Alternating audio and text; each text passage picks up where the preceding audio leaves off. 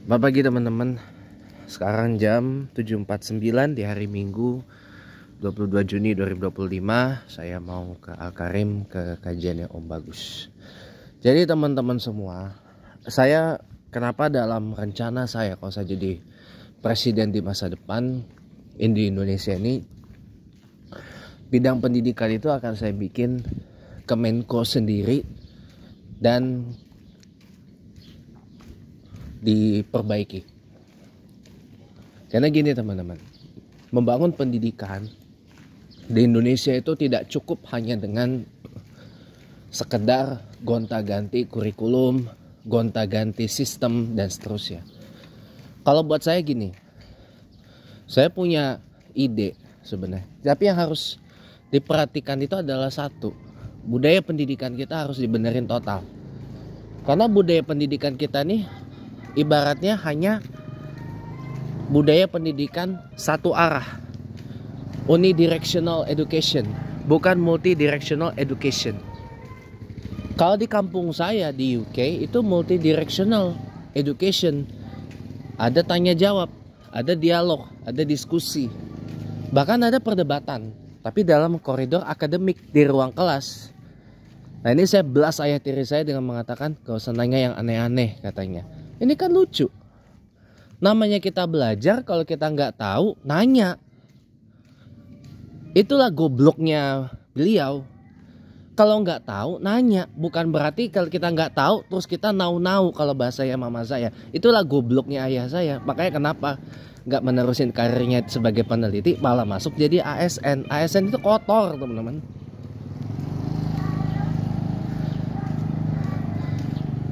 Karena gitu. Karena apa ya? Karena udah bertahun-tahun terbiasa dengan pola didik unidirectional. Ya kalau kita nggak tahu ya nanya. Kalau pertanyaan itu dianggap aneh, ya mungkin kita, apa alasannya? Apa tafsirannya orang itu nganggap sebuah pertanyaan itu aneh? Ini kan lucu. Ini kan nggak masuk logika saya gitu loh. Orang nggak tahu nanya. Malu bertanya sesat di jalan, ya nggak teman-teman? Iya dong. Orang nggak tahu gimana cara nyetir mobil, nanya dong kepada orang yang bisa nyetir mobil. Itu aneh nggak? Nggak aneh kan? Orang nanya, Pak gimana Bang atau Mas, Mbak bagaimana biar kok Mbak bisa bawa motor? Gimana caranya Mbak? Mbak belajar sama siapa? Kakang belajar sama siapa? Caca belajar karo sopo? Iso bawa motor. Gitu. Itu pertanyaan yang menurut saya masih wajar kok. Gak aneh. Makanya lucu kalau tadi ayah saya mengatakan gak usah nanya yang aneh-aneh. Itulah gobloknya. Orang kalau gak pernah belajar, gak pernah nuntut ilmu tuh kayak gitu. Makanya kenapa saya goblok-goblokin, itulah karena kalau orang nggak pernah belajar, orang nggak pernah nuntut ilmu, orang cuma ibaratnya gini. Boleh nggak saya ngomong dengan bahasa yang memang saya harus ngomong kasar di sini. Orang mental bangku sekolahan tuh kayak gitu.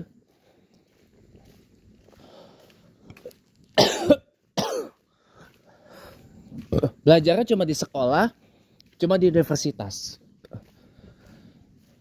Sudah itu nggak belajar lagi. Itu namanya kalau saya ngomong kasar, orang mental bangku sekolahan tuh kayak gitu.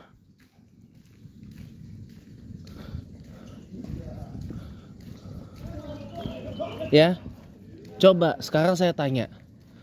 Di sebelah kanan saya ada orang lagi main tenis. Nah orang bisa main tenis sampai selihai gitu di usia senjanya, itu apakah diajarin di sekolah teman-teman? Padahal itu orang-orang udah pada usia senja, usia pensiun. Ya. Ibarat tinggal nunggu waktu aja untuk go home. Ibaratnya. Orang sampai selihai itu bisa main tenis. Apakah itu diajarin di sekolah? Enggak, teman-teman. Itu pelajaran di luar sekolah.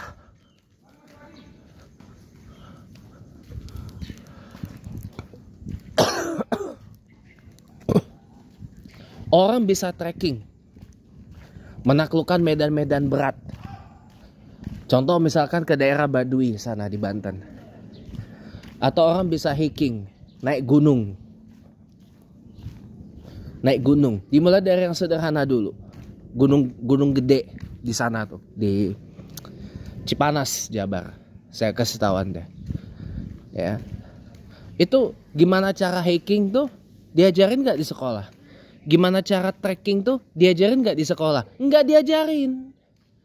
Orang bisa nyetir mobil sampai selihai itu, bahkan sampai di jalan-jalan sempit, di gang-gang sempit itu.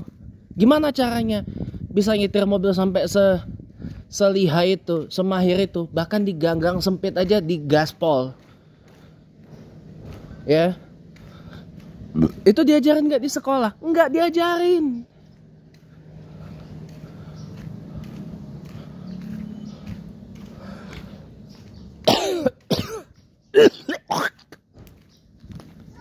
Nggak diajarin. Ya nggak? Orang bisa berenang sampai beragam gaya. Gak cuma gaya batu doang. Bisa gaya katak, gaya macam-macam, gaya dada, banyak lah. Saya sering barengan kalau jalan dengan teman saya yang atlet renang senior. Ya, mantan atlet renang. Ya. Orang bisa berenang seperti itu diajarin nggak? Nggak diajarin. Nggak diajarin. Tuh lihat depan saya, cewek, cakep, cantik. Orang bisa lari sampai kayak gitu. Apa napasnya nggak terengel-engel itu? Ya. Bagaimana caranya lari seperti itu, napas nggak terengel-engel? Tuh bentar lagi mau nyusul tuh 3 orang sekaligus tuh cewek. Tepos dulu dia. Bisa lari secepat itu, napas nggak tersengal-sengal. Diajarin nggak itu di sekolah? Enggak. Nggak diajarin. Nggak diajarin nggak itu di kampus? Nggak diajarin. Gimana cara kita bernegosiasi, berdiplomasi, melobi, ya, melobi semuanya. Diajarin nggak di sekolah, di kampus? Nggak diajarin. Saya bisa ngomong dengan cara seperti ini. Diajarin nggak itu di sekolah, di kampus? Nggak diajarin. Tapi saya belajar di luar sekolah, di luar kampus.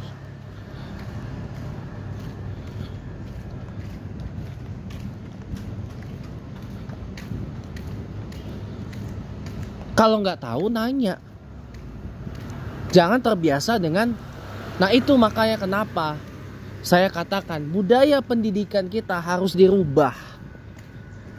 Jangan budaya pendidikan itu sama dengan birokrasi, top down, unidirectional, hanya satu arah.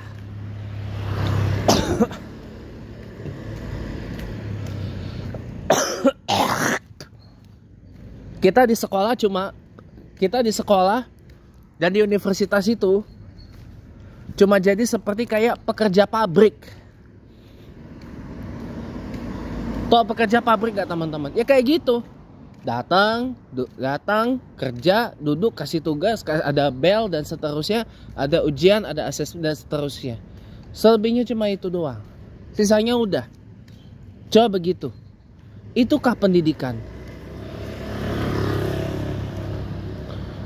Pendidikan tuh bukan mengajarkan orang untuk itu. Lihat Tiongkok, lihat China.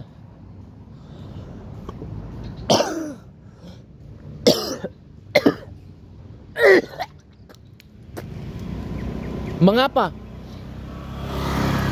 Dalam satu meja belajar bisa banyak buku cetak, textbook, ya. Karena mereka mendapat ilmu, mau meraih ilmu itu dari sumber yang sahih, dari sumber yang valid, dari sumber yang bisa dipercaya. Salah satunya apa? Buku cetak. Taruhlah banyak itu di atas apa? Di atas itu buku di atas meja. Makanya kalau bawa tumbler wajar kalau tumblernya sampai nyungsep ke bawah. Karena kebanyakan buku. Tapi itulah yang membuat orang-orang Tiongkok, orang-orang China itu jadi pada pinter, jadi pada pandai, jadi pada cerdas. Makanya kenapa mereka bisa bikin yang namanya matahari buatan. Makanya sekarang lihat mobil-mobil China, mobil-mobil Tiongkok dulu diragukan, dulu direndahkan, dulu di macam-macam. Sekarang lihat mobil-mobil China, mobil-mobil Tiongkok sudah mulai diperhitungkan, sudah mulai setaraf dengan mobil Jepang, mobil Eropa, mobil USA. DeepSeek, artificial intelligence, kecerdasan buatan bikinan Tiongkok sekarang sudah lebih banyak di-download daripada ChatGPT. Bahkan di Apple, di iPhone itu jadi aplikasi yang paling banyak di-download setelah Threads di Instagram. Ini menurut CBS ya dan beberapa sumber. Coba bayangkan DeepSeek AI bikinan China, bikinan Tiongkok bisa mengalahkan ChatGPT, OpenAI bikinan USA. Bahkan lebih baik di-download daripada Grok bikinan X di iPhone. Bayangkan coba. Apa enggak mantul itu? Samamu. Apa enggak mantul itu? Semua dari mana? Mereka bertanya, mereka belajar. Mereka belajar dan mereka bertanya, gimana bisa bikin AI yang lebih hebat daripada ChatGPT? Yang lebih hebat daripada OpenAI. Gimana kita bisa merekayasa matahari? Gimana kita bisa membuat mobil yang lebih hebat dari mobil Cina, mobil Jepang, mobil Eropa, mobil USA? Gimana bisa mereka bikin? Bagaimana kita bisa membuat televisi yang lebih hebat, lebih bagus daripada TV-TV bikinan Pak Joko lagi ya. Bikinan Sony, bikinan Panasonic, bikinan Jepang, bikinan Korea, ya kan? Sekarang lihat di Jepang orang udah tidak lagi pakai TV bikinan sendiri. Di Jepang orang pakai TV bikinan Hisense, bikinan merek Cina, merek Tiongkok. Sekarang lihat, orang sekarang nggak lagi banyak yang pakai HP Samsung, nggak. Orang sekarang pakai HP bikinan Tiongkok, Vivo, Oppo, Xiaomi, ya, Redmi, Pocophone dan seterusnya. Karena HP Tiongkok, HP Cina ini kualitasnya udah menyamai Samsung, ya, walaupun belum menyamai iPhone, masih jauh. Ya kan? Itulah Tiongkok yang dulunya terbelakang, tertinggal, diremehkan, terendahkan. Sekarang jadi diperhitungin semuanya.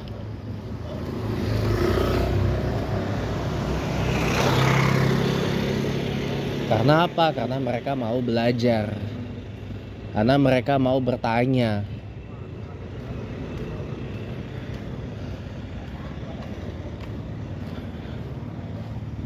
Karena mereka mau berusaha. Karena mereka mau berhasil. Dan yang paling penting apa? Mereka mau bertanya. Gimana caranya kita bisa membuat sesuatu yang lebih dari apa yang udah ada? Dan hasilnya foil. Makanya kenapa Rasulullah sampai bilang, Rasulullah sallallahu alaihi wasallam, tuntutlah ilmu sampai ke negeri Cina, tuntutlah ilmu sampai ke negeri Tiongkok sana.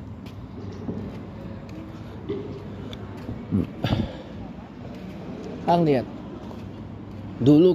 sekarang lihat orang jadi pada berbondong-bondong ke sana kan, gitu teman-teman. Jadi hilangkan itu budaya pendidikan satu arah itu, harus multi arah. Kalau kita pengen jadi seperti China, kita pengen jadi seperti Tiongkok, ubah. Jangan top down.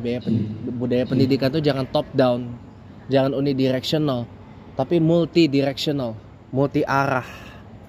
Jangan satu arah, tapi harus berbagai arah.